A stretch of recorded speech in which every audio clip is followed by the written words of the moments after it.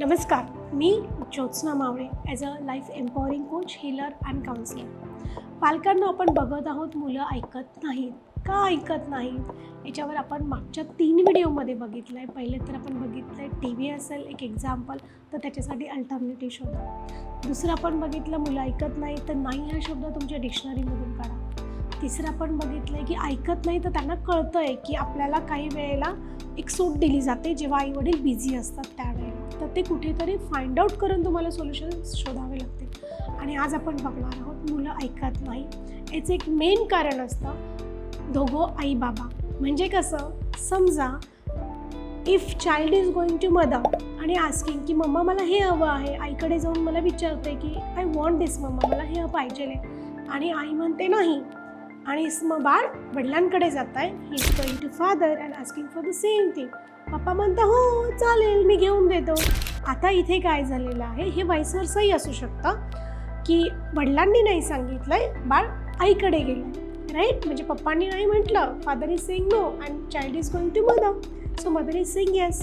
आता बघा इथे होतं काय, आई हो म्हणते तर वडील नाही म्हणतायत, वडील हो म्हणतायत तर आई नाही म्हणते, और वाईस अँड वर्सा.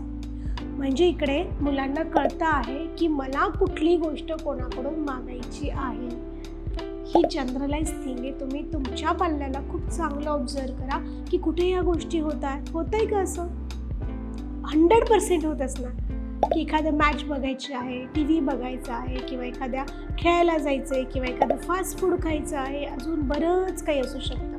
मग इथे त्या मुलांना सवय लागते, ठीक आहे ना, मम्मीला नाही आवडत नाही आपण पप्पांकडे मागू, पप्पांना नाही आवडत ना मम्मीकडे करू. आणि लेट्स से याच्यामध्ये एकही पालक म्हणजे पेरेंट इज अपसेंट, तिकडे नाही येते, तर त्यावेळेला ती मुलं ऐकत नाही.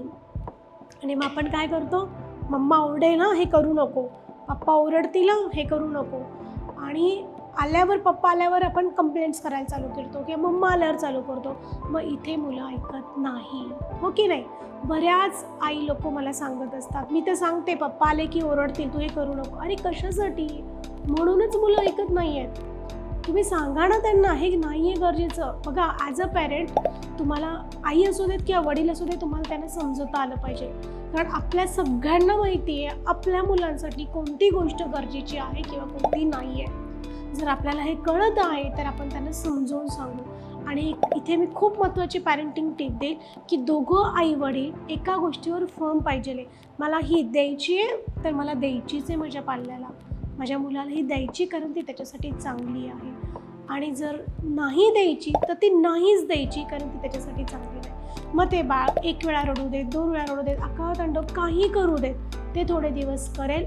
After some days he will stop to do all this things.